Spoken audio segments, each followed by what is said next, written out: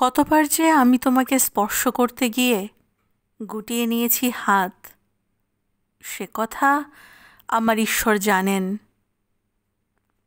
তোমাকে ভালোবাসার কথা বলতে গিয়েও কতবার যে আমি সে কথা বলিনি, সে কথা আমার ঈশ্বর জানেন।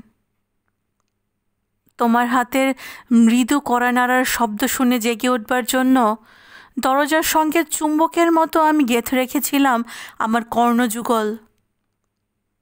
তুমি এসে আমাকে ডেকে বলবে, এই ওঠো, আমি আ আমি আর আমি এ কি শুনলাম এমতো উল্লাসে নিজেকে নিক্ষেপ করব তোমার উদ্দেশ্যে।